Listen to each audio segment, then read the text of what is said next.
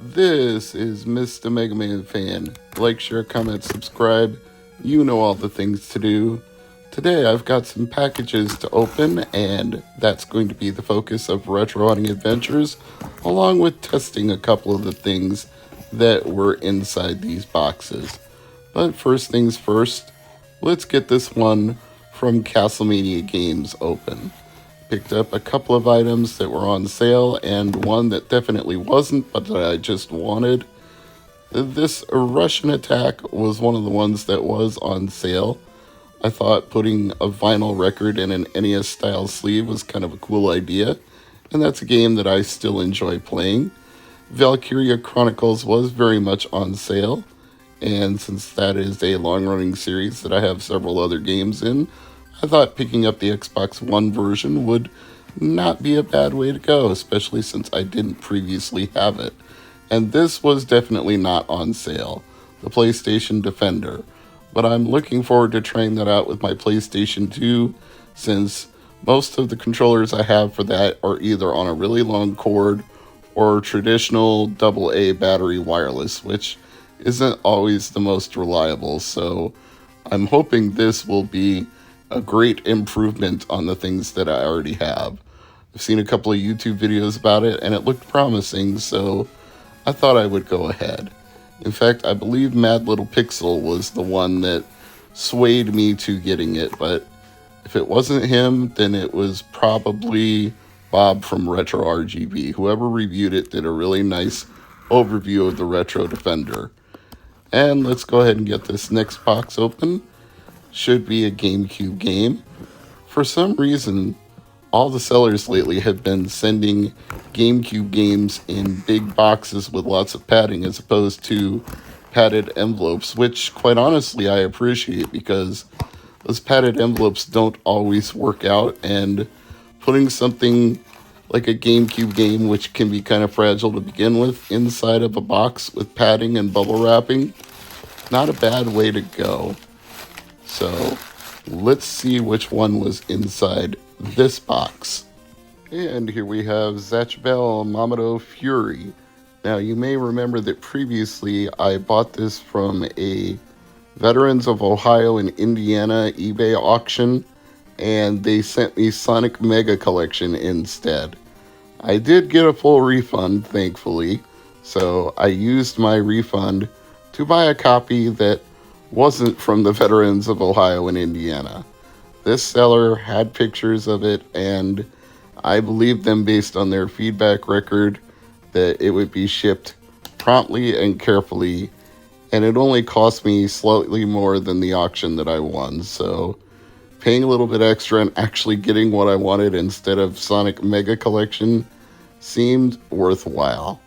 As you can see, there's a very nice manual in here. Got a little wrinkling because obviously it was read at some point, but not torn or water damaged or scribbled on.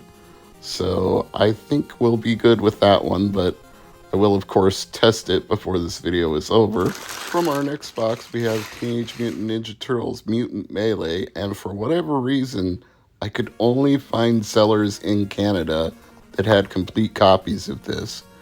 And this one obviously was a rental previously with all these labels in the box and on the disc itself. And it's not even in the original case. It's in a DVD case, which is making it hard to get it off the spindle here. The disc looks pretty good though, despite being a rental, so I have a feeling it'll work. We will of course confirm that, and I will switch out this DVD rental case for a proper GameCube case. I still have a Tony Hawk case that I was going to use for Bust a Move, only Bust a Move was busted, so I'll use it for this instead. I'm guessing the English dub of the Zatch Bell anime must not have been a huge hit in the United States, or these GameCube games would have sold better and wouldn't be so hard to find now. But of the two, Mamoto Battles is a lot easier to come by than Mamoto Fury, especially if you want a copy with the instructions and everything in a somewhat decent state. So it might be one of your final games that you're looking to pick up. It's that hard to find, but If you come across it in a pawn shop or a thrift or a flea market or somebody's garage sale, doesn't matter whether it's Mamoto Battles or Mamoto Fury, doesn't matter whether it's loser complete. Pick it up, keep it, and if you don't need it for your collection, you can always trade it later. So you've got good trade bait if you've got any Zatch Bell GameCube game.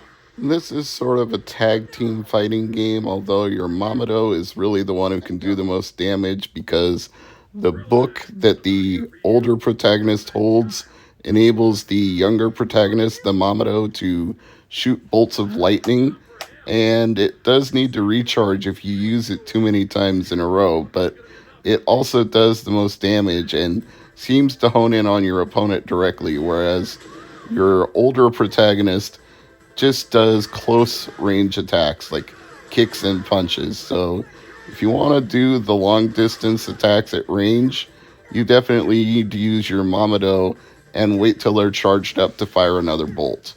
I assume the battles get a little more tough after this opening one, but it doesn't also seem to be hugely challenging. But if you're into the Zatch Bell series and you enjoy the storyline, then it's probably reflective of the show. It seems to be very true to the source, or at least the English dub source.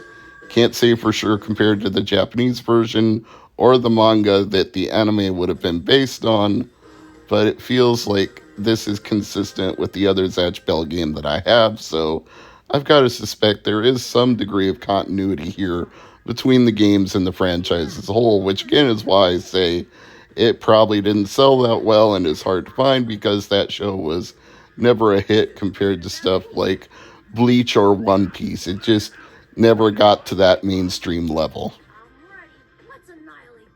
Now, Teenage Mutant Ninja Turtles, on the other hand, has been popular since I was a kid, and that was a long time ago, folks. So I'm not really sure what happened with TMNT Mutant Melee that makes it so much harder to get than the other games. Maybe the publisher, Konami, just felt like there was no point in making GameCube games at that point and just shoveled it out the door because it was already done and they had to release it and make some money back. But they may have just not printed that many copies because they felt like the GameCube was a dead platform compared to Xbox 360 and PlayStation 3. So I suspect they just short printed it, knowing it wouldn't sell that many copies, and only put out what they needed to appease the people who had already pre-ordered it or the rental stores who were going to rent it out, like this one that I have. But it's working, so I don't mind that it used to be a rental. This is a little shorter video this week, but I hope you enjoyed a look at these two harder to find GameCube games that I'm happy to now have complete copies of from my library. Thanks as always for watching.